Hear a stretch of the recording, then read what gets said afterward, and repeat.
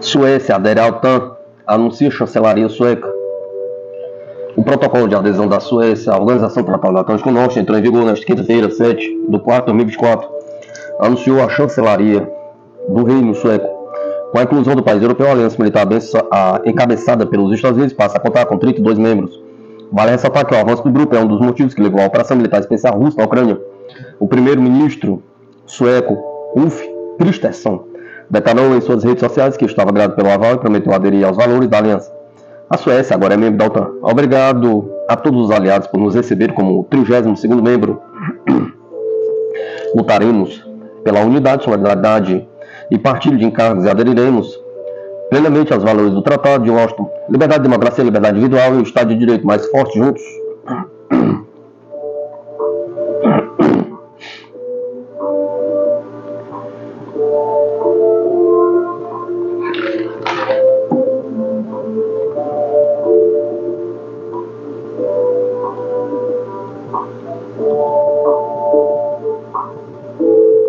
Conforme publicou a mídia estadunidense, o território sueco poderia servir de centro logístico caso o conflito entre a Rússia e a OTAN se intensificasse.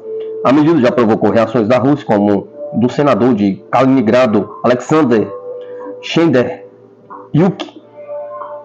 Sidukov. Em entrevista a Sputnik, o parlamentar ressaltou que o país será obrigado a responder ao avanço da Aliança Ocidental, que cada vez mais se ameaça da estabilidade internacional. O parlamento da Hungria anteriormente havia ratificado o pedido da Suécia para aderir ao bloco, com 188 votos a favor, 6 contrários e 4 abstenções. A decisão foi posteriormente confirmada pelo premier húngaro Viktor Orbán. Mídia ocidental especula que Suécia seria centro logístico em caso de conflito entre a OTAN e a Rússia. No caso de um conflito eclodido entre a Rússia e a Organização do Tratado do Atlântico Norte, a Suécia poderia servir de centro logístico para os aliados, escreve o jornal Financial Times. A Suécia, que não tem fronteira direta com a Rússia, poderia desempenhar um papel diferente para os estrategistas militares da OTAN do que para as nações da linha de frente. As autoridades dizem que seria um centro logístico em caso de conflito, bem como uma rota de reforço para a Finlândia ou para os países bálticos, observa o jornal. Conforme previsto, a bandeira sueca deve ser hasteada na sede da OTAN, em Bruxelas, no dia 11 de março. A partir desta data, o país nórdico será o 32º membro da Aliança Atlântica. Segundo o jornal, a sua incorporação proporciona aos países bálticos novas oportunidades de abastecimento por via marítima. Uma vez que a ilha sueca de Gotland fica a menos de 200 km da costa da Letônia, para o ministro das Relações Exteriores da Letônia, Krišjānis Kariņš, a adesão da Suécia transforma o Mar Báltico em um lago da OTAN. Em uma entrevista recente ao jornalista norte-americano Tucker Carlson, o presidente russo Vladimir Putin sublinhou que não faz sentido que a Rússia ataque os Estados Unidos da OTAN. Os críticos ocidentais, denunciou Putin, inspiram medo regularmente em seus habitantes com uma ameaça russa, inventado para desviar a atenção dos problemas internos, mas as pessoas que pensam sabem perfeitamente que isso é uma farsa. Por sua vez, o porta-voz da presidência russa, Dmitry Peskov, declarou que a admissão da Suécia do bloco militar teria consequências negativas. Segundo ele, a Rússia adotará medidas semelhantes às que está sendo desenvolvidas no contexto da adesão da Finlândia, o que já ocorreu. Senador sobre a Suécia na OTAN, a Rússia responderá com reforço da presença militar no Ocidente. Após a entrada do protocolo de adesão da Suécia à Organização do Tratado do Atlântico Norte, entrar em vigor nesta quinta-feira, 7/4/2024, com a inclusão do país europeu, a aliança militar encabeçada pelos Estados Unidos passa a contar com 32 membros. O avanço do grupo foi um dos motivos que levou a operação militar especial na Ucrânia. A medida já provocou reações na Rússia, como do senador de Kaliningrado, Alexander Shenderyuk Sidukov. O parlamentar ressaltou que o país será obrigado a responder ao avanço da Aliança Ocidental, que cada vez mais tem ameaçado a estabilidade internacional. O ingresso da Suécia na OTAN, é claro, não pode deixar de causar preocupação. A Suécia possui uma força militar bastante significativa no continente, e sua neutralidade por muitos anos garantiu um equilíbrio de poder tanto no Mar Báltico quanto na Europa como um todo, diz político. Com isso, aponta o senador, a Rússia não ficará inerte e será obrigada a responder ao avanço agressivo da OTAN, reforçando sua presença militar ocidental. Nosso país, há muitos séculos, garante a segurança da navegação no Mar Báltico e não permitirá sua militarização unilateral, observou o senador. Nas últimas semanas foram feitas declarações sobre possível conflito armado direto entre a OTAN e a Rússia. com o envolvimento da aliança nos combates na Ucrânia. Além disso, Moscou tem alertado há anos sobre o aumento da atividade sem precedentes da Organização nas Fronteiras Ocidentais e que isso não será ignorado. Sob a justificativa de contenção da agressão russa, o país expressou repetidamente sua preocupação com o aumento das forças da aliança na Europa. Já o ministro das Relações Exteriores da Rússia afirmou que Moscou permanece aberto ao diálogo com a OTAN, mas em termos de igualdade, enquanto o Ocidente deve abandonar a militarização do continente.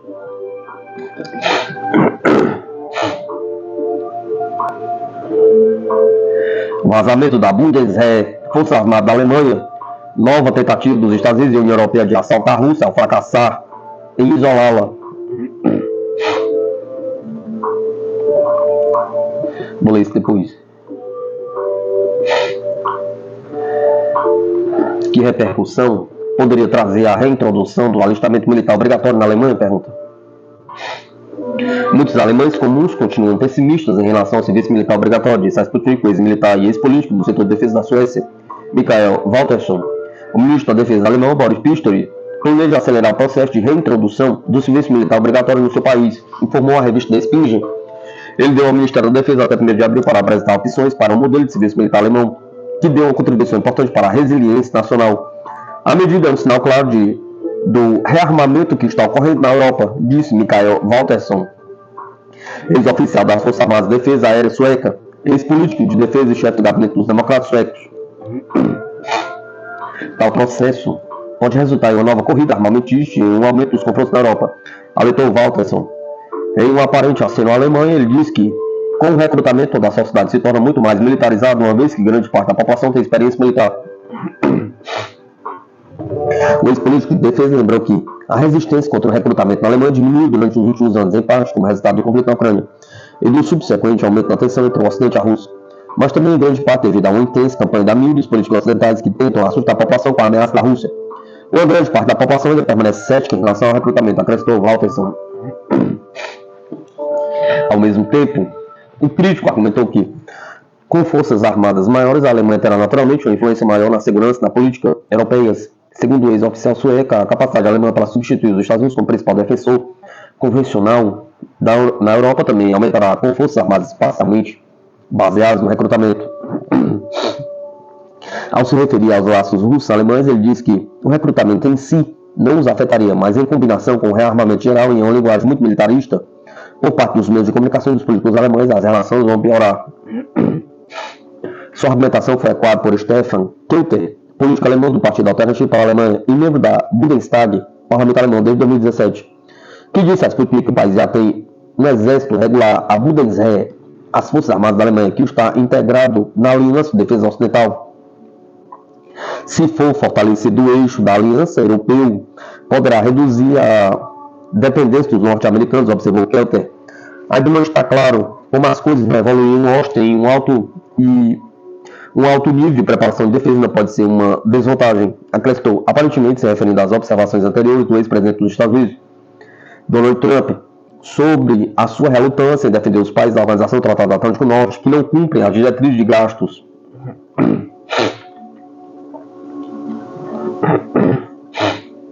Nigéria planeja aderir ao BRICS e não sucumbirá à pressão ocidental do chanceler. Durante uma visita à Rússia, o ministro das Relações Exteriores da Nigéria referiu que o país tenciona seguir uma política independente e que deseja vir a integrar o BRICS. A Nigéria tem a intenção de se candidatar a membro do BRICS após realizar os procedimentos internos necessários, disse o ministro das Relações Exteriores do país em uma entrevista à Sputnik. Yusuf Tugar chegou a Moscou na quarta-feira, 6/3/2024, para uma visita oficial. Pretendemos fazer isso. Como eu disse, a Nigéria tem um sistema democrático deliberativo, então geralmente há muito envolvimento de vários grupos de interesse, diferentes órgãos internos antes de tal ação ser implementada, disse Tugar. O ministro destacou a importância da presença de Kassim Shettima, vice-presidente da Nigéria, na cúpula do BRICS de 2023 na África do Sul. Estamos muito interessados nisso e aguardamos com o maior interesse, sublinhou o ministro das Relações Exteriores da Nigéria. Tugar também sublinhou que a Nigéria não sucumbirá à pressão externa do Ocidente em relação à cooperação com a Rússia. Vocês precisam entender uma coisa, a Nigéria não é o tipo de país que sucumba à pressão. Temos essa opinião desde o início, desde a independência, em 1960. Aderimos ao movimento não alinhado. Estamos fazendo o que achamos certo para nós, como país, e ninguém está nos ditando nada, diz Tugar. Em resposta a uma pergunta da Sputnik sobre se o seu país está sob pressão do Ocidente por causa de sua cooperação com Moscou. Novas armas, velhos hábitos, o papel da tecnologia na arte da guerra do século XXI. Antigamente era impossível pensar em uma arma que pudesse derrubar todo o sistema de comunicação do país, ou mesmo que hackers fossem capazes de manipular as defesas de radar de um inimigo a quilômetros de distância, abrindo caminho para um ataque surpresa.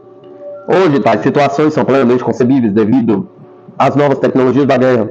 Os últimos anos testemunharam criações inovadoras e disruptivas na arte da guerra, cujo ineditismo provocou uma mudança radical nos conflitos do século XXI. Dada a crescente competição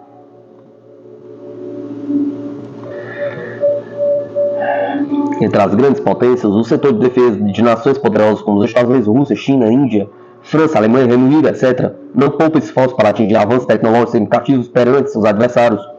Com isso, tecnologias emergentes estão cada vez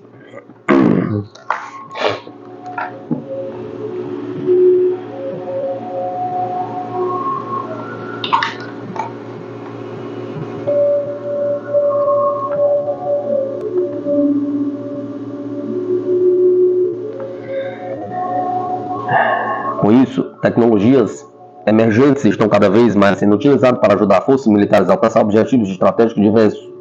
No entanto, essas novas tecnologias também representam uma enorme ameaça para a sociedade, caso não controladas adequadamente. Apesar dos riscos, no entanto, o fato é que a superioridade tecnológica perante um adversário em potencial foi durante muito tempo um dos maiores contribuintes para o poderio militar dos grandes estados no sistema internacional. Sua aplicação adequada tem decidido batalhas, alterando para sempre o panorama das relações diplomáticas entre os países ao longo do tempo. A título de exemplo, durante a Guerra dos 100 Anos, em 1327 e 1453, entre a França e a Inglaterra, mesmo que em determinadas batalhas as forças inglesas estivessem em desvantagem numérica diante do poderoso e fortemente armado exército francês, os ingleses ainda assim foram capazes de obter vitórias devido ao mau alcance e penetrabilidade de seus arcos longos. No âmbito da Segunda Guerra Mundial, por sua vez, o Reino Unido conseguiu impedir a invasão total do país pelos alemães ao utilizar eficazmente sua tecnologia de radar e táticas de interceptação contra a poderosa força aérea nazista. Já em 1945, os Estados Unidos aceleraram a derrota do aguerrido Império Japonês ao utilizarem a arma mais letal já criada pelo ser humano, a bomba atômica. Não à toa, todo o período subsequente à Guerra Fria foi marcado por uma corrida armamentista entre as duas subpotências do sistema, Estados Unidos e União Soviética, que brigavam por superar um ao outro em termos de inovação e em tecnologias nucleares de defesa. Com o passar do tempo, percebendo o potencial dessas novas e disruptivas tecnologias para a revolução das capacidades militares de um país, os governos de todo o mundo começaram a investir fortemente em pesquisa e desenvolvimento, colaborando com instituições privadas de ensino. A ideia era explorar diferentes e mais eficazes formas de matar, que diminuísse os custos humanos do agressor. Ora, na própria reunião dos líderes da OTAN de 2021 em Bruxelas, a Aliança Atlântica lançou a famosa Agenda 2030, identificando novas áreas de inovação a serem consideradas pelo setor de defesa dos países membros, entre elas inteligência artificial, sistemas letais autônomos, tecnologias quânticas, biotecnologia, sistema de mísseis hipersônicos, estudo de novos materiais, entre outros. O intuito é ampliar as capacidades das Forças Armadas da OTAN em áreas envolvendo a automatização de sistemas, tomada de decisões, inteligência artificial e análise de dados, reduzindo assim o índice de erro humano em suas futuras operações. Na Rússia, por outro lado, o presidente Putin já anunciava em 2017 que o país pretendia se tornar um líder em inteligência artificial de ponta. Tanto o Ocidente como os russos sabem que sistemas automatizados de defesa e implemento de armas mais inteligentes de guerra podem diminuir significativamente o número de vítimas humanas envolvendo conflitos. No mais, o aprimoramento da inteligência artificial e o uso de novas tecnologias de deepfake, falsificação de rostos, tem permitido a muitos atores estatais e não estatais lançar campanhas de desinformação pelo mundo todo, gerando caos e instabilidade, mesmo fora do campo de batalha. Outros sim, soldados aprimorados geneticamente através de exoesqueletos, implantes e modificações genéticas, também parece ser uma possibilidade estudada para o futuro. Fora todos os elementos citados acima, também se discute recentemente a respeito do sistema de armas autônomas letais, conhecidos como robôs assassinos, capazes de interpretar dados de sensores especiais a fim de selecionar e atacar determinados alvos sem a necessidade de instruções humanas. Para além desses sistemas, veículos aéreos não tripulados já mostraram sua eficácia em combate. ao longo dos últimos meses, bastando-nos olhar para sua utilização em larga escala no âmbito do conflito na Ucrânia. Por exemplo, hoje, para além dos veículos aéreos não tripulados, já existem também veículos não tripulados de caráter terrestre e mesmo subaquático. Em suma, se antes as guerras eram travadas entre homens e homens, hoje ela é travada entre máquinas e homens. De acordo com o relatório recente do painel de especialistas do Conselho de Segurança das Nações Unidas, não será uma surpresa se, daqui a alguns anos, os campos de batalha estiverem completamente repletos de armas automatizadas e independentes da intervenção humana. Episódios assim não estão mesmo tão distantes de acontecer. Seja como for, o desenvolvimento de outras formas de matar é quase que inconstante no decorrer de toda a história humana. Afinal, são apenas novas armas colocadas ao dispor de homens que evoluíram tecnologicamente, mas não em seus hábitos. Equipamentos modernos e novos, instrumentos de terror são apenas facetas contemporâneas de um fenômeno que parece nos acompanhar desde sempre, o fenômeno da guerra. É a velha história de Caim e Abel, repetida inúmeras vezes desde os primórdios dos tempos. Kim Jong-un ordena preparativos de guerra intensificados a seus militares de agência estatal. A ordem ocorreu após o início dos exercícios militares anuais combinados das Forças Armadas dos Estados Unidos e da Coreia do Sul, na segunda-feira, com o dobro do número de tropas participantes em comparação com o ano passado. O líder norte-coreano Kim Jong-un inspecionou o treinamento de campo de tropas em uma importante base de operações militares na região oeste do país na quarta-feira e ordenou maior prontidão para a guerra, informou a agência de notícias estatal KCNA. Kim diz que os militares devem inaugurar dinamicamente um novo apogeu de intensificação dos preparativos de guerra de acordo com os requisitos da situação prevalecente.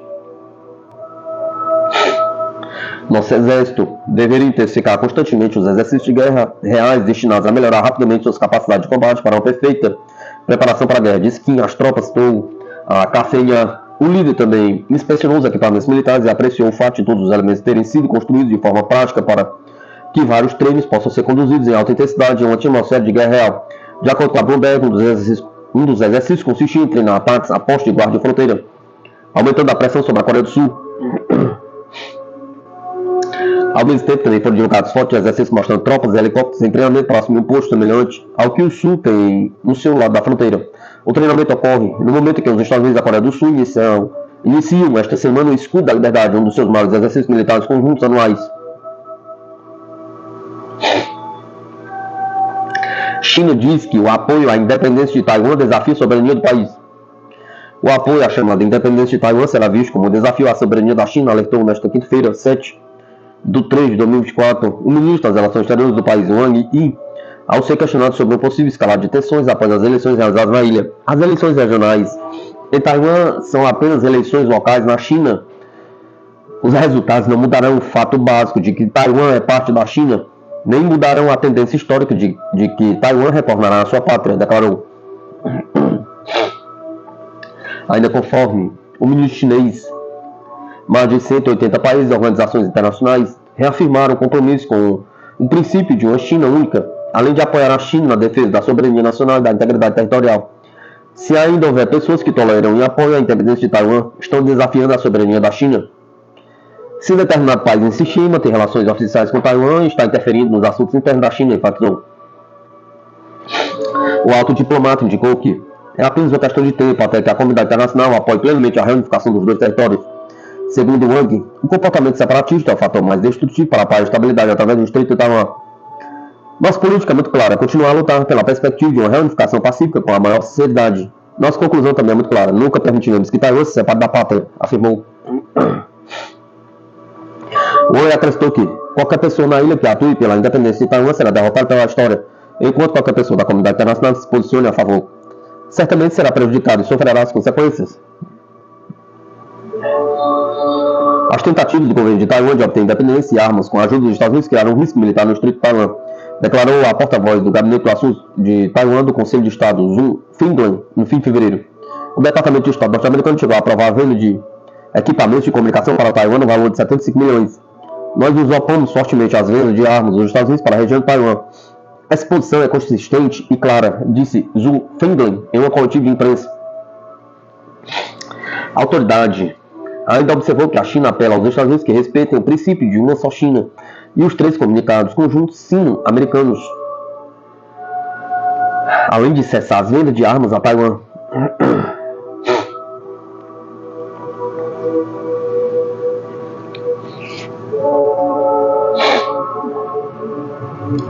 perda das melhores tropas e recrutamento até de grávidas. Fim da Ucrânia no conflito está próximo? Pergunta.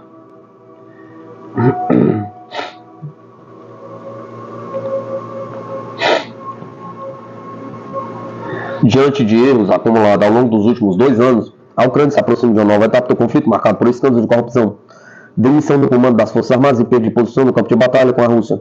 Especialistas defendem a podcast mundial que, sem o envio de recursos por aliados, o fim está próximo. Em uma derrota descrita pela mídia do principal aliado dos Estados Unidos como contundente, as últimas semanas estão entre as piores para a Ucrânia no campo de batalha, desde o início da operação militar especial da Rússia. Após perder o controle da cidade de Avdiivka, da República Popular de Donetsk, as Forças Armadas da Ucrânia passaram a evidenciar um rotina de recuo diante das tropas russas. Em meio a outra batalha travada pelo presidente Vladimir Zelensky em busca de mais recursos dos apoiadores ocidentais, no Congresso norte-americano, a iminente eleição tem feito os republicanos travarem há meses a aprovação do projeto que injeta novos 60 bilhões em ajuda militar ao país. E ainda a União Europeia, que também vive vários problemas internos, está no limite de gastos. O regime parece também perder, mesmo com a disseminação de mentiras. O professor especialista em geopolítica e conflitos internacionais, Ricardo Cabral, pontuou ao podcast mundial do Perspectiva Brasil que discursos do ucraniano, como quando garantiu neste mês que as tropas derrubariam 7 caças russos, são pensados para justificar os bilhões de dólares gastos pelo país diante dos resultados pífios. Grande parte da mídia ocidental compra isso, as declarações de Zelensky. Mas a gente que pesquisa muito não vê esses números. O Zelensky é um ator. Não podemos esquecer que ele é um grande comediante e tem tentado estimular o seu povo. Mas a mentira faz parte da guerra, declara. Para o analista, ainda há um comportamento extremamente arrogante do presidente de tentar pautar a Europa. Fato que inclusive conseguiu por grande parte do tempo. Outra estratégia adotada pelo governo ucraniano são as estatísticas que mostram a falsa popularidade do atual presidente, que já adiou as eleições que estavam previstas para este ano sob a justificativa do conflito. Se ele tivesse o povo acreditando na vitória das Forças Armadas, não tinha dificuldade em fazer a mobilização para o exército. A briga dele com Valery Zaluzny, ex-comandante das tropas, foi porque queria 500 mil homens e não tem. A faixa etária da linha de frente tem 41 anos. Estão usando inclusive mulheres grávidas na linha de frente, indivíduos com síndrome de Down. Então é porque o recrutamento não está fácil. De onde vai tirar o soldado? Vai tirar as granadas de artilharia que também estão em falta no Ocidente? Argumento. Com perdas que chegam a até 10 km na linha defensiva contra o exército russo, que recentemente mostrou que consegue produzir 7 vezes mais munição que todo o chamado Ocidente expandido. O professor acredita que o conflito está no começo do fim. Para o especialista, está cada vez mais difícil a Ucrânia encontrar possibilidades para resistir. Apareceu um monte de imagem, com eles cavando trincheiras com armações de madeira. Não vai resolver muita coisa, está faltando algo nessa imagem, que é o campo nevado. Nessa época, a Ucrânia está coberta de neve, e eles mostram como se as trincheiras estivessem sendo feitas agora, exemplifica. Quais são as sanções contra a Rússia? Pergunta. Usadas inicialmente com o objetivo de estrangular a economia russa em meio à operação militar na Ucrânia, mais de 16 mil sanções já foram aplicadas contra o país, sem surtir os efeitos desejados. Pelo contrário, o professor Ricardo Cabral cita o imenso prejuízo da União Europeia com as medidas já que precisou abdicar dos recursos energéticos russos consideravelmente mais baratos. O prejuízo europeu é imenso, porque eles consomem petróleo e gás muito caros vindos dos Estados Unidos e agora estão se virando para conseguirem em outros lugares, na África principalmente, pagando mais. Só que tem um detalhe, os Estados Unidos importam petróleo russo, porque quando eles pegam petróleo da Índia, por exemplo, na verdade é petróleo russo embarcado em navios indianos. Só que eles sabem disso, e também acontece com a bauxita, urânio e diamante. Eu acho engraçadíssimo isso, vão sancionando tudo, compram da Índia e da China. A China e a Índia importam da Rússia e vendem para eles mais caro. Ponto. Além disso, o especialista cita a expectativa de crescimento da economia da Federação da Rússia este ano acima de 3%, mesmo com o conflito, as milhares de sanções. A Europa está numa crise tremenda, deveria estar gastando dinheiro em modernizar sua infraestrutura, procurar outros termos para melhorar a produtividade. Esses últimos anos de bonança econômica europeia foram garantidos pelo petróleo e gás russos baratos. Eles vão substituir isso? Pergunta. Não sei, só sei que não vai ser barato, responde. Norte-americanos não gostam de apostar em perdedores. O especialista em geopolítica e conflitos internacionais também comenta a situação de Washington, que deve ver neste ano uma reedição da disputa presidencial Donald Trump e Joe Biden. A campanha também pode definir novos rumos para o conflito na Ucrânia diante do cansaço da população norte-americana com financiamento sem fim ao país. Biden está sendo derrotado pela pela próxima administração. O problema é a área externa e os equívocos. O apoio que os Estados Unidos estão dando a Israel prejudica muito a sua imagem. A guerra da Ucrânia é vista também como uma guerra para perdedor. O americano tem esse negócio de não apostar nos perdedores, de gostar sempre de ganhar as partidas.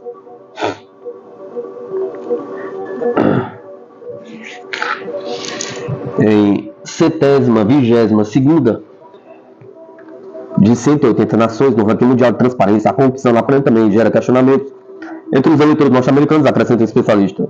O professor lembra que há suspeitas sobre pelo menos 1 bilhão e que o país não conseguiu responder às solicitações de congressistas sobre a realização de auditorias, inclusive dos armamentos recebidos. Nós tivemos armamento aparecendo em vários locais do mundo, inclusive lá em Gaza.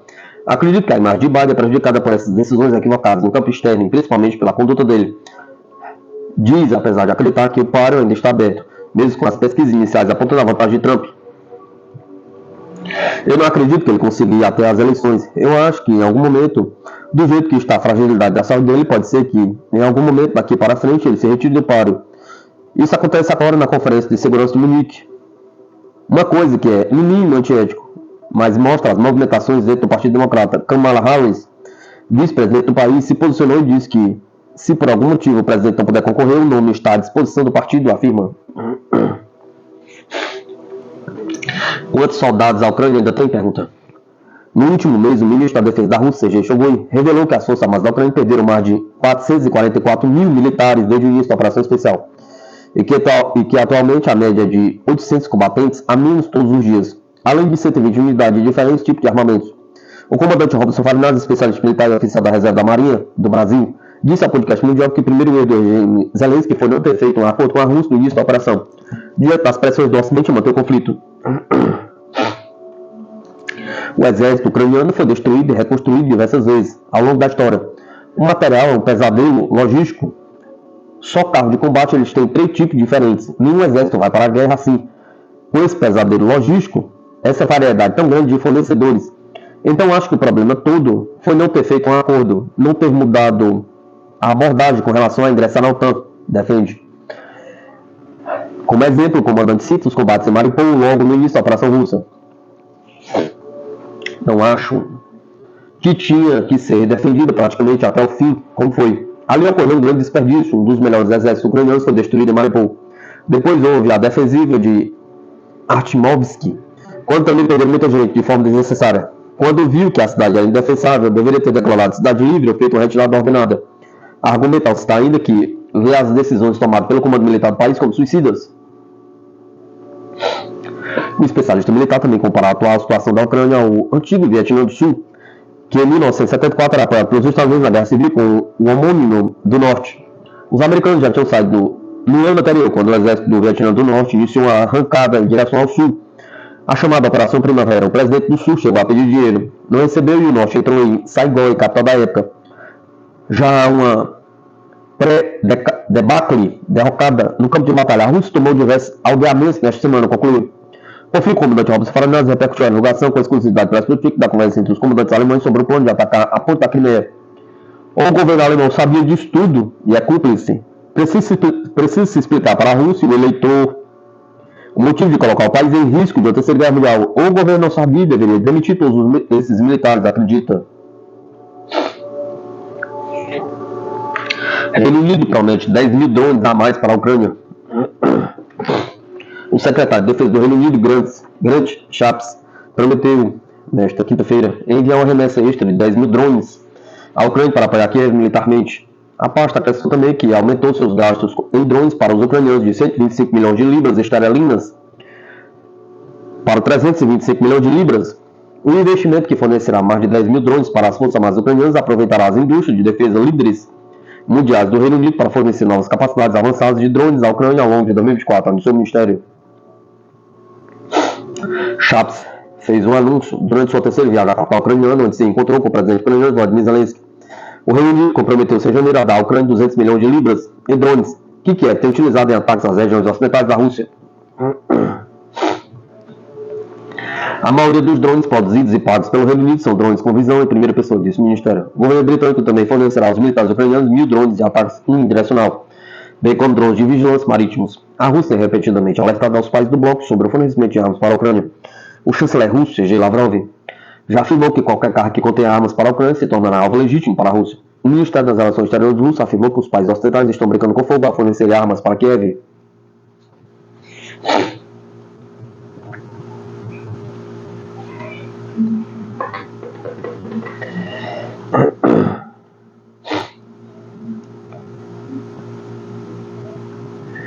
Presidente da Reserva Federal, presidente do Fed dos Estados Unidos, bancos irão falir neste ano. O presidente da Reserva Federal dos Estados Unidos, Jerome Powell, previu nesta quinta-feira mais falências bancárias em 2024, principalmente entre pequenos e médios credores. Tenho certeza de que haverá falências de bancos este ano, mas não se trata de grandes bancos. São bancos pequenos e médios devem seguir o caminho da falência, anunciou durante o Comitê Bancário do Senado. A autoridade afirmou que, em geral, os bancos dos Estados Unidos estão bem capitalizados, mas alertou que, para fragilidades em setores específicos que poderiam resultar em colapsos. Identificamos que os bancos com alto envolvimento em imóveis comerciais, especialmente concentrados em escritórios e varejo, são os mais impactados. Estamos em diálogo com essas instituições para lidar com a situação, complementou. Os comentários de Powell foram feitos um dia após as ações do New York Community Bank despencarem mais de 40% em meio ao relato de que a instituição está buscando uma significativa injeção de capital, levantando preocupações sobre a saúde dos bancos de pequeno e médio postos no país. O New York Community Bank, abalada por temores acerca de possíveis perdas em empréstimos imobiliários, fragilidades em seus controles internos e uma queda acentuada no valor de suas ações, enviou banqueiros para avaliar o interesse dos investidores na aquisição de ações da empresa, conforme relatado pelo jornal The Wall Street Journal, citando fontes formalizadas com o assunto.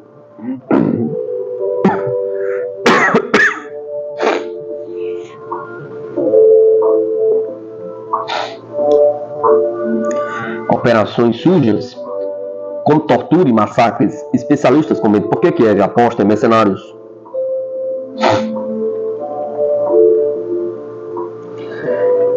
O Comitê de Investigação da Rússia apontou a presença de mercenários de mais de 50 países nas fileiras do regime de Kiev no conflito ucraniano. Analistas apontam que o caso sugere a existência de operações sujas, como violações às leis do direito humanitário. O Comitê de Investigação da Rússia apresentou nesta quinta-feira, 7 de 3 de 2024, um balanço das investigações sobre crimes de guerra cometidos pelo regime de Kiev contra civis e militares russos em território das Repúblicas Populares de Donetsk e Lugansk, nas regiões de Zaporozhye e Kherson. Dentre os crimes de guerra revelados na investigação, por exemplo, está um caso de um atirador ucraniano que, por ordem do comando, disparou com um lançador de granada contra a janela de um prédio residencial em Lugansk, matando um homem e uma mulher, um dos civis. Os processos, que de acordo com o comitê são baseados em ações investigativas e perícias, também apuram o recrutamento e participação de mercenários pelo regime de Kiev. Com base nas provas, foram identificados mercenários de nacionalidades diversas, incluindo Países Baixos, Nova Zelândia, Noruega, Polônia e Romênia. No total, 700 estrangeiros foram colocados na lista e procurados, sendo alguns detidos. Em paralelo, a inteligência militar ucraniana admitiu que mercenários de mais de 50 países estão lutando na cidade de Kiev. Em entrevista à Sputnik Brasil, especialistas explicam que a presença de um grande número de mercenários nas linhas ucranianas diz sobre o curso do conflito, qual a diferença entre mercenários e empresas militares privadas, e as leis internacionais combatentes dessas modalidades estão sujeitos.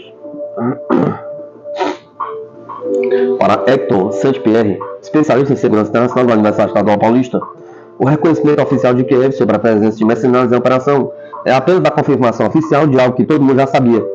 Tem alguns casos de soldados oficiais de países europeus que, na forma de empresas de segurança ou empresas de guerra, como são chamados os mercenários contemporaneamente, estão operando no terreno de operações no território ucraniano desde que terminou o conflito da Rússia contra a Ucrânia em março de 2022 e começou a guerra da Rússia com a OTAN.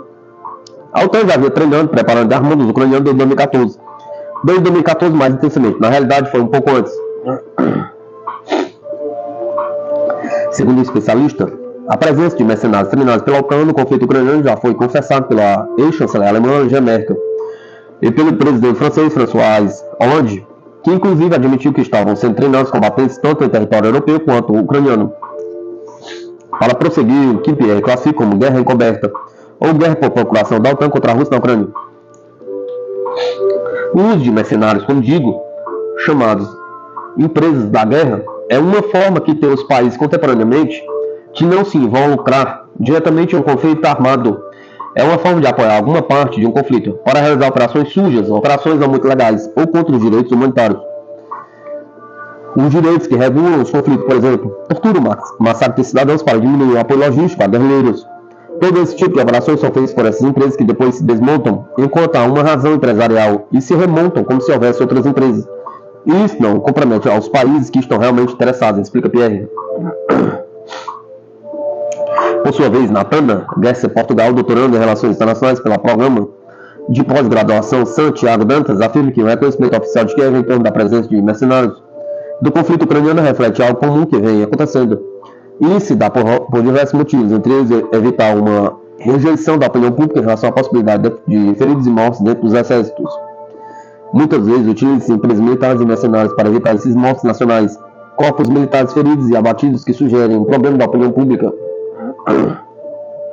Ela acrescenta também que o uso de mercenários visa realizar ações no campo de combate que não são permitidas no direito internacional humanitário, no direito internacional de guerra.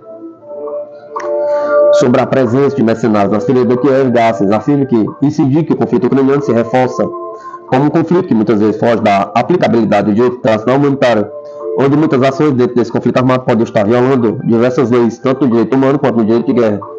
Essa presença indica fortemente isso, assim como indica que possivelmente existem outras forças fomentando a manutenção do esforço de guerra no caso da Ucrânia.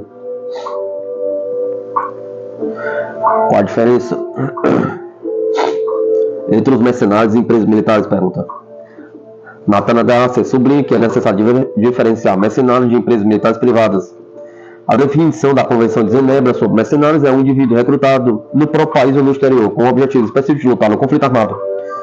Ele tem que participar de fato dessas hostilidades para obter vantagens pessoais que sejam consideradas substancialmente maiores do que as prometidas ou pagas aos combatentes das forças armadas por parte das partes envolvidas no conflito. Ela acrescenta que o mercenário não é um integrante de forças armadas das partes envolvidas no conflito e também não pode nunca ter sido enviado em missão oficial como membro dessas forças armadas dos estados envolvidos. Já empresas militares privadas e de segurança privada são entidades militares privadas que prestam serviços militares ou de segurança, que estão no âmbito da segurança de forma independente, como elas se autodescreverem. Ou seja, tem que ser analisado o serviço que elas prestam. E se forem serviços militares e de segurança, elas já são consideradas empresas militares ou de segurança privada. Ela afirma que, em algumas situações, é difícil distinguir mercenários de integrantes de empresas militares privadas, mas ressalta que quando empresas militares privadas utilizam seus funcionários em combates diretos,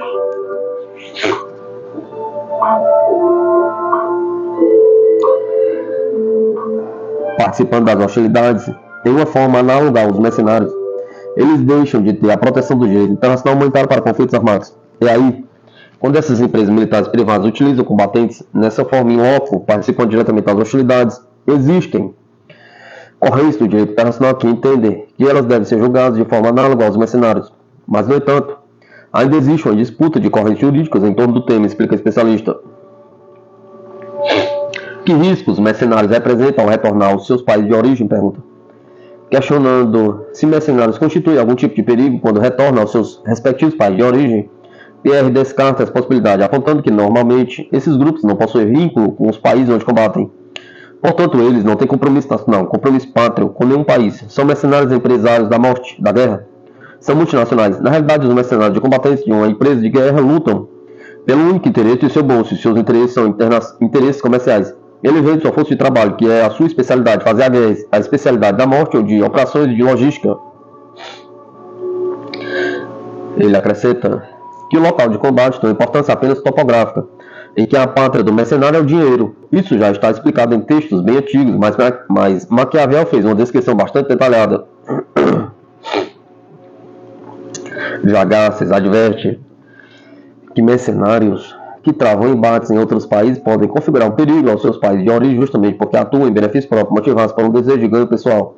Esses mercenários estão em busca de ganhos pessoais. Então eles podem muito bem ser ativados por terceiros, mesmo outras empresas, forças e atores mais escusos, menos dentro da lei, digamos assim, e podem ser utilizados para abalar a ordem nacional. Isso, de fato,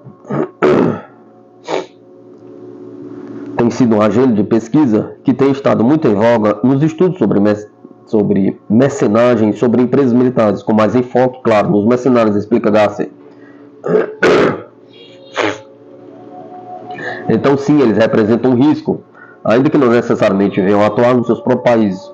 Muitas vezes, esses mercenários ficam se deslocando entre conflitos armados regionais e no âmbito da segurança internacional, muito mais do que na ordem interna. Mas não se pode excluir o perigo que eles representam para a ordem interna das nações, complementa. Mercenários podem ser processados por crime de guerra? Pergunta. Hector Saint-Pierre afirma que os mercenários não podem ser processados em seus próprios países pela sua atitude. Isso porque as empresas que os contratam garantem que seus nomes serão encobertos em caso de operações muito sujas.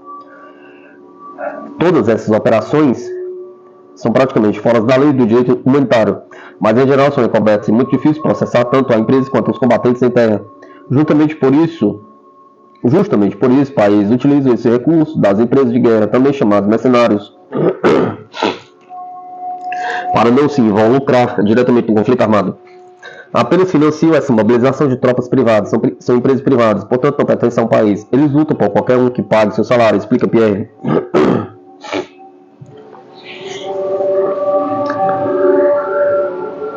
Ele acrescenta que os processos são descartados também para poupar a imagem de mandatários, que seriam desestabilizados caso o país em questão mobilizar suas próprias tropas oficiais. Quando o país entra em uma guerra, seja em seu país ou em um território alheio, ele tem que mobilizar. Se entra com seu próprio exército, a tropa da reserva faz um recrutamento chamar cidadãos para ir à guerra. Isso cria um mal-estar dentro da sociedade que muitas vezes não sabe bem por que se luta nem para que se luta, e os cidadãos não querem participar disso.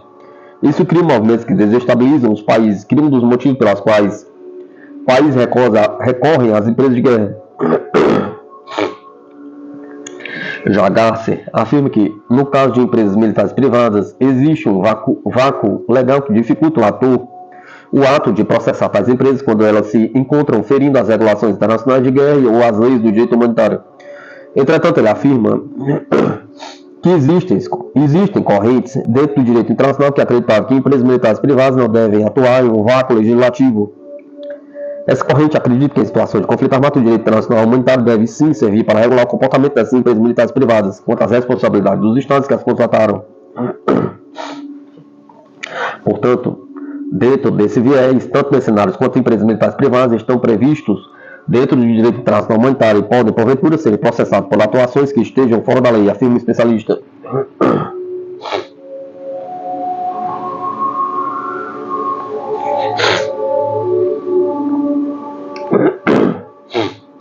Legisladores dos Estados Unidos buscam reativar comitê para investigar lucros excessivos da defesa em guerras. Um grupo de legisladores dos Estados Unidos, liderado pelo senador independente Bernie Sanders, enviou uma carta ao líder da maioria do Senado, Chuck Schumer, solicitando a reativar um painel da época da Segunda Guerra Mundial, responsável por investigar os lucros de guerra no complexo industrial militar dos Estados Unidos. Com os Estados Unidos prestes a gastar mais de $1 trilhão nas Forças Armadas neste ano, o senador Bernie Sanders e 5 colegas enviaram esta semana uma carta ao líder da maioria, Chuck Schumer, instando a reconstruir o Comitê Truman da época da Segunda Guerra Mundial para investigar lucros de guerra e aumento de preços no complexo industrial militar americano, declarou Sanders em comunicado na quinta-feira. Sanders enviou a carta a Schumer na segunda-feira, junto com os senadores democratas Ron Winder, Elizabeth Warren, Ed Markey, Jeff Merkley e Peter Welch. A carta destacou que o Departamento de Defesa dos Estados Unidos é responsável por aproximadamente 2/3 de todas as atividades de contratação do governo federal dos Estados Unidos. Ele ressaltou que essas contratações frequentemente ocorrem sem salvaguardas adequadas contra desperdício, fraude e abusos, conforme apontado pelo Gabinete de Responsabilidades do Governo. Segundo a carta, os empreiteiros de defesa costumam cobrar entre 40% e 50% a mais do que o Departamento de Defesa, enriquecendo a custo dos contribuintes. O documento insta Schumer a reviver o Comitê Especial do Senado para investigar o Programa de Defesa Nacional, também conhecido como Comitê Truman. Esse comitê forneceria pessoal e recursos dedicados para investigar a especulação de guerra, A falta de supervisão sobre os gastos militares e opções para tornar o uso da lei de produção de defesa mais eficaz e transparente. A necessidade de forças armadas fortes nos Estados Unidos e a necessidade de ajuda à Ucrânia são indiscutíveis. No entanto, o atual modelo precisa ser reformado, acrescenta a carta. O memorando destaca a importância de tornar o orçamento de defesa dos Estados Unidos eficiente e rentável, evitando que ele continue a funcionar como um subsídio corporativo para uma nova designação, sobre uma nova designação